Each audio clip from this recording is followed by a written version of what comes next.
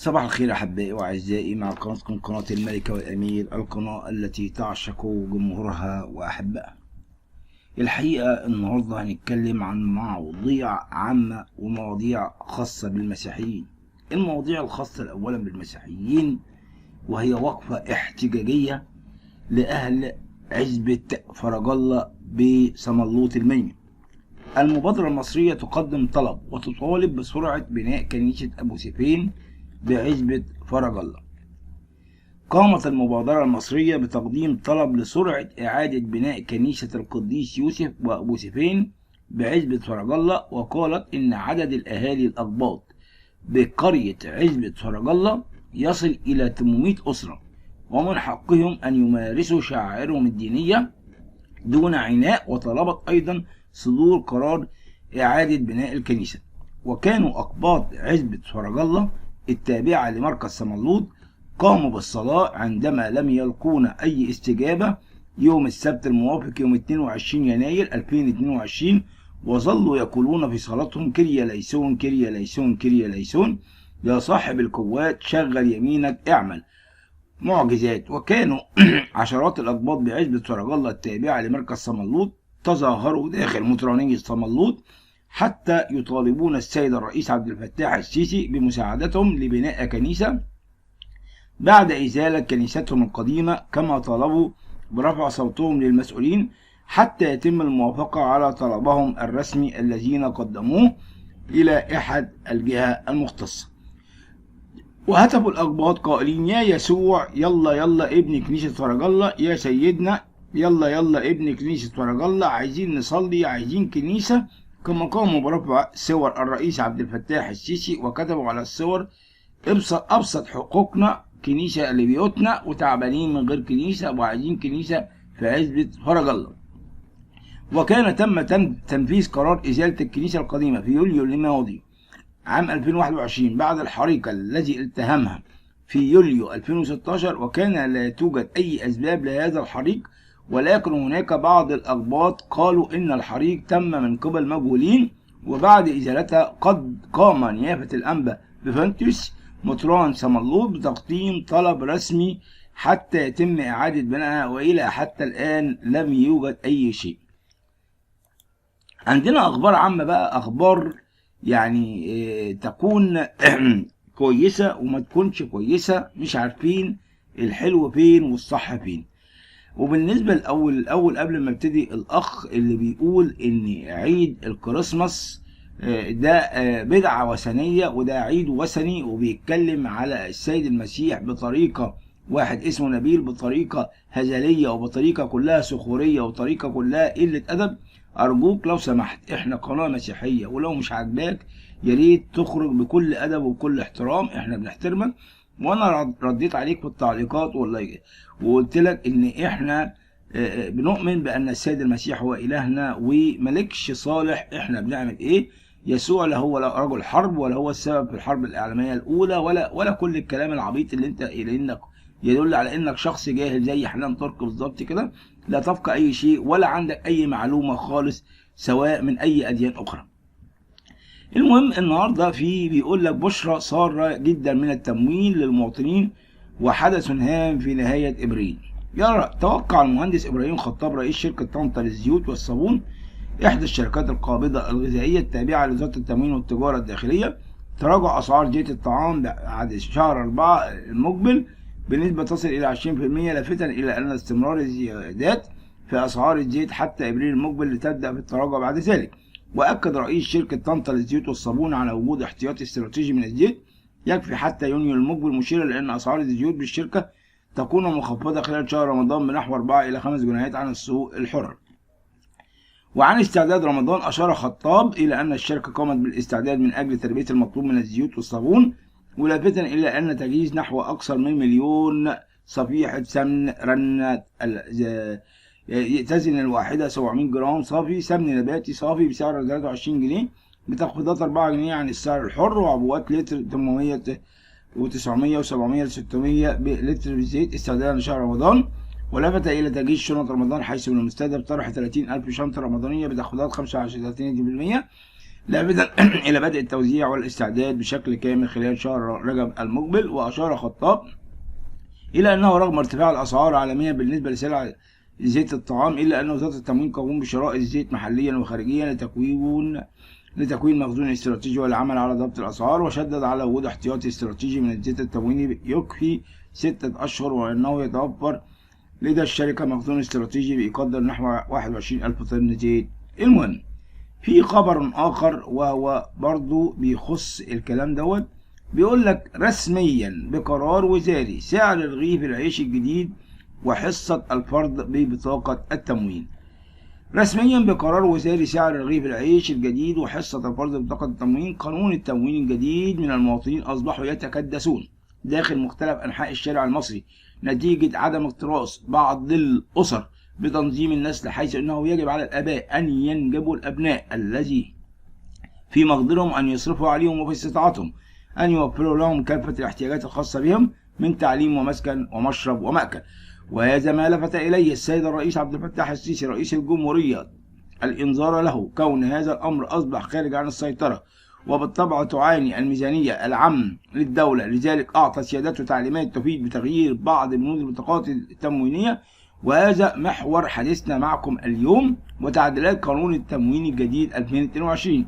كما هي العادة يتم وضع قانون يحمي المواطنين من جشع التجار والعمل على تخفيض معاناتهم، حيث توفر لهم وزارة التموين والتجارة الداخلية تعديلات في قانون التموين الجديد، حيث يضمن أن تحصل الأسرة المتعففة على الدعم اللازم لهم من حيث توافر السلع الغذائية الخاصة بمستلزمات الحياة اليومية، علما بأن تعديلات القانون تسري فقط على البطاقات الجديدة دون إجراء تعديل في البطاقات القديمة، مع عدم تمكن المواطنين من إضافة المواليد في الوقت الحالي. حصة الأفراد بطاقة التموين الجديدة. إن وزارة التموين والتجارة الداخلية قد استجابت سريعا لتعليمات السيد رئيس الجمهورية بشأن التعديلات الجوهرية التي أقرها سيادته في قانون التموين الجديد، حيث أن أكثر ما شغل بال الكثير من المواطنين هو معرفة الحصة المقررة للأفراد ضمن التعديلات الجديدة في قانون التموين، حيث أن الوزارة قد حددت مبلغ 50 جنيه ويكون حصة الفرد الواحد على البطاقة التموينية، وهذا يعني أنه تم تخفيض أعداد الأفراد على البطاقة الواحدة إلى فردين فقط. ومن هذه النقطة على المواطن أن نصيب الفردين في البطاقة التموينية سوف يصل إلى 100 جنيه يمكنهم من خلالها شراء السلع الغذائية المفضلة لديهم: 4 أكياس سكر كيلو، 2 زجاجة زيت، كيس رز وزن كيلو. وهناك قائمة متنوعة من السلع يمكن للمواطنين أن يختاروا ما هم يرغبون فيه بما يتناسب مع حصة الفرد الواحد داخل البطاقة التموينية. بالإضافة إلى أن السيد وزير التموين والتجارة الداخلية أكد على نية الوزارة في عمل كافة الإجراءات المطلوبة حتى تضمن الوزارة وصول الدعم للأسر الأكثر احتياجا. ربنا يعيننا ويساعدنا على ما بلانا وعلى ما أوكسنا. يعني مش عارف أنا الدولة عايزة إيه من الشعب الغلبان، الشعب اللي فعلا مقهور. الله أعلم إن كانت الدولة على حق باللي بتعمله، ولا الشعب ده خلاص الدنيا جت عليه أكتر من كده. ما علينا. الأرصاد بتقول هبة تضرب مصر وتكشف عن موعد انكسار موجة البرد الشديد وتحذير لجميع الشعب المصري. ماذا بعد؟ الحقيقة الأمر أصبح، قال الدكتور شاكر أبو المعاطي رئيس قسم الأرصاد الجوية بالمعمل المركزي للمناخ، إن مصر تتعرض لعاصفة هبة القادمة من لبنان التي تؤثر على المنطقة العربية بصفة عامة وليست مصر فقط.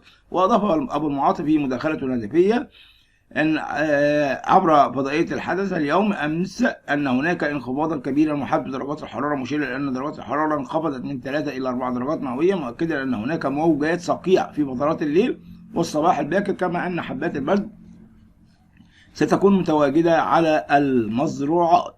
وأشار رئيس قسم الأرصاد الجوية بالمعمل المركزي للمناخ إلى أنه سيكون انخفاض كبير بدرجات الحرارة وسيكون هناك طقس غير مستقر حتى نهاية الأسبوع. وتابع: مش هنكره ان الجو يتحسن ويكون كويس ومصر تتعرض لعاصفه اسمها هبه تؤثر على سوريا ولبنان والعراق ومصر والاردن وكل المناطق اللي تاثرت بها والحراره انخفضت ل3 درجات مئويه. واكمل: الصقيع تكون في الصباح وعلى المزروعات والمزارعين، توخي الحذر على المزروعات، وهذا الاسبوع في انخفاض كبير في درجات الحراره والطقس غير مستقر لاخر الشهر وسقوط الامطار الاربعاء والخميس. واضاف ابو المعاطي خلال مداخله لنا أن اليوم الاثنين أن هناك انخفاضا كبيرا وحتى درجات الحرارة، مشيرا إلى أن درجات الحرارة انخفضت من 3 إلى 4 درجات مئوية، مؤكدا أن هناك موجات صقيعة في فترات الليل والصباح الباكر، كما أن حبات البرد ستكون موجودة على الزراعات. وأشار أيضا رئيس قسم الأرصاد الجوية بالمعمل المركزي أنه سيكون انخفاض بدرجات الحرارة وسيكون هناك طقس غير مستقر حتى نهاية الأسبوع. وتابع قال ان الجو هيتحسن ويكون كويس، ومصر تتعرض لعاصفه اسمها هبه، وقلنا الكلام دوت، والكلام بيتعاد ويتزاد تاني في المقالات. معرفش ليه الظاهر بياخدوا فلوس على كتر الكلمات، ولكن ما علينا، احنا ما بنجيبش الحاجات دي من دماغنا، احنا لازم نجيبها من منصات مختلفه، والمنصات بتقعد تزيد وتعيد في الكتابات، بتقعد تزيد وتعيد في المقالات. ولكن ربنا يساعدنا ويا رب يقوينا ويجعل يا ربي مصر دايما بخير وبسلام وبصحه، ويجعل الشعب المصري من مسلمين ومسيحيين ومسيحيين ومسلمين كلهم في سلام وحب ودايما بخير. ويا رب تكونوا في احسن حال، ويا رب دايما نكون دايما بسلام. ودلوقتي هنبتدي معاكم كالعادة سنكسار اليوم الثلاثاء 25 يناير، وهو يمثل عيد الثورة. اليوم 17 من شهر المبارك، طوبى أحسن الله استقباله وأعد علينا وعليكم ونحن في هدوء واطمئنان، مغفور الخطايا والأثم من قبل مراحم الرب يا أبائي وإخوتي. اليوم 17 من شهر طوبى يحضر القديس دوماديوس أخي ماكسيموس. في هذا اليوم تذكار القديسين الجليلين ماكسيموس وأخي دوماديوس، وكان أبيهم أنديميدونوس ملك الروم رجل خائف الله قويم المعتقد، ورزقه هذين القديسين، وكان منذ صغرهما مسلم الملائكة في الطهارة والقداسة، ملازمين الصلاة ومطالعة الكتب المقدسة. ولما تحقق لهم زوال هذا العالم وكل مجد وقرار، تركوا وعزموا على العيش الرهبانيا، فطلب من أبيهم أن يسمح لهم بالذهاب إلى مدينة نقيا ليصلي في كل مكان مجتمع المجمع المقدس المسكون الأول الذي انعقد سنة 325 ميلاديا. ففرح بهم وأرسل معهم حاشية من الجند والخدم كعادة الأولاد الملوك. ولما وصل أمر الجند أن يرجعوا إلى بيئهم ويقول له أنهم يريدون أن يمكث هناك أياما. ثم كشف أفكارهما لأحد الرهبان القديسين من أنهما يريدان لباس الإسكيم المقدس، أي يعني الرهبنة، فلم يوافقهما على ذلك خوفا من أبيهما، وأشار عليهما أن يذهب إليه. وظل عنده حتى تنيح، وكان قبل أن يحت قد ألبسهما شكل الرهبنة وعرفهما بإله. رأى في رؤية الليل القديس ماكريوس وهو يقول له اوصي ولديك أن يأتي بعد أن يحتاج ويسير إلى بنيان. ثم قال لهما إنني كنت أشتهي أن أنظر إلى هذا القديس بالجسد، ولكنني قد رأيته بالروح، وبعد نياحتي أمضي إليه بسلام. وقد أنعم الله عليهم بشفاء المرضى وشاع ذكرهما في تلك البلاد، وخصوصا بين التجار والمسافرين. وتعلم صناع الشراع والسفن، فكان يقتنان بثمن ما يبيعان منهما يتصدقان على الفقراء والمساكين بما يفضل عنهم. وذات يوم رأى أحد حجاب فيهما شراع إحدى السفن مكتوب عليه ماكسيموس ودوماديوس، فاستبصر من صاحب السفينة فقال له هذا اسمين إخوين راهبين كتبا على سفينتين تبركا لكي ينجح الله تجارته. ثم أوضح لهم أوصفهما بقوله إن أحدهما قد تكاملت لحيته والآخر لم يلتحي بعد.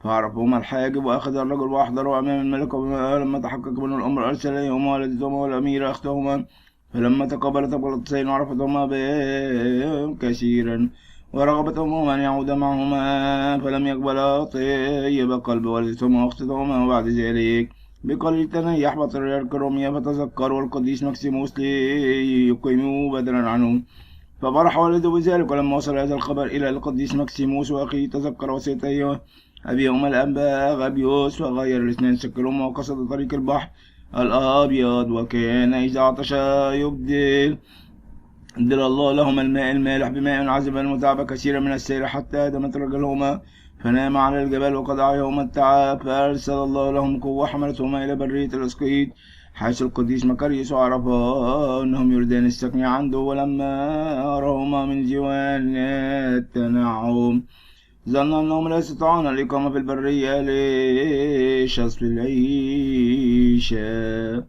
فأجابه قليل إن كنا لا نقدر يا أبانا فإننا نعود على حيث جئنا. فعلمهما ضفر القوس، ثم عاونهما في بناء مغارة لهم، وعرفهما بمن يبيع لهما على ما يأتيهما بالخبز. فأقام على هذه الحال 3 سنوات لم يجتمع بأحد، وكان يدخلان الكنيسة لتناول الأسرار الإلهية وهم صامتين. فتعجب القديس مكاريوس لأن قطعوا ما عنهم عن كل هذه المدة، وصلى طلب من الله أن يكشف له أمرهما وجاء إلى مغارتهما حيث بات تلك الليلة. فلما استيقظ في نصف الليل كعادته للصلاة رأى القديسين قائمين يصليان، وشعاع من النور صاعدا من أفواه إلى السماء، والشياطين حولهما مثل الذئاب، وملاك الرب يطردهم عنهما بسيف من النار. فلما كان الغد ألبسهما الإسكيم المقدس وانصرف قائلا صليا على فضرب لهما ثانية وهما صامتين. ولما أكمل سعيهما أراد الرب أن ينقلهما من أحزان هذا العالم الزائل. مرض القديس مكسيموس فأرسل القديس مكاريوس بيرجو الحضور فلما أتى إليه وجده محموما فعزاه وطيباه. وتطلع القديس مكاريوس وإذ جماعة من الأنبياء والقديسين ويوحنا المعمدان وقسطنطين الملك جميعهم قائمين حول القديس إلى أن أسلم روح الطائرة بمجد وكرم. فبكى القديس مكاريوس وقال طباك يا مكسيموس. أما القديس مدوماديوس فكان يبكي بكاء مريرا، وسأل القديس مكاريوس أن يطلب عينه إلى السيد المسيح لكي يلحق بأخيه. وبعد 3 أيام مرض هو أيضا، وعلم القديس مكاريوس وذهب إليه لزيارته. فيما هو ترك وراء جماعة القديسين الذين كانوا قد حملوا نفس أخيه حاملين نفس القديس دوماديوس وصاعدين بهم إلى السماء. فلما أتى إلى المغارة وجده قد تنيح، فوضعه مع أخيه الذي كانت نياحته 14 من هذا الشهر، وأمر أن يدعى الدير على اسمهم، فدعا دير البراموس نسبة إليهم، وهكذا يدعى إلى اليوم صلاتهما تكون معنا آمين.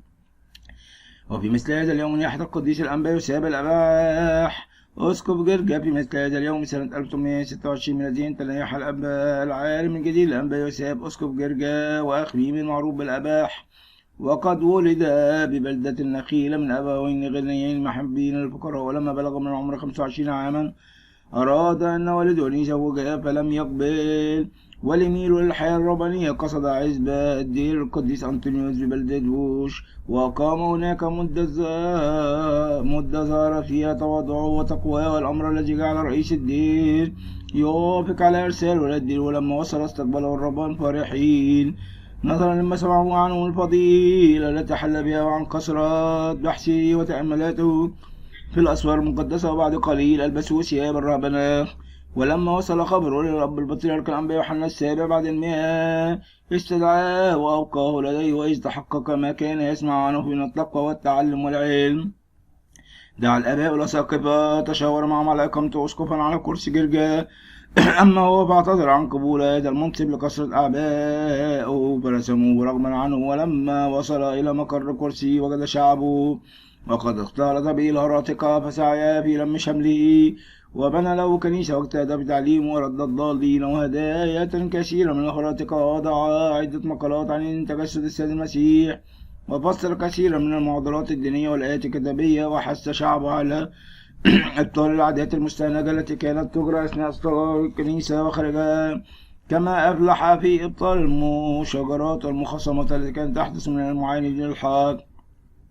وكان رحوما على الفقراء ولم يأخذها بالوجوه، ولم يحاب في القضاء، ولم يقبل رشوة. أما ما كان يتبقى إليه فكان يرسله إلى الإخوة الرهبان بالأديرة، ولم يكن يملك شيئا إلا ما يكسو به جسده وما يكفي لحاجته، ولم ينطق بغير الحق، ولم يخشى بأس حاكم، ورعى شعبه أحسن رعاية. ولما أراد الله انتقاله من هذا العالم مرض عدة أيام، فبعض بعضها بكرسي والبعض الآخر بقلاية الأب البطريرك الأنبا بطرس 16 بعد 100.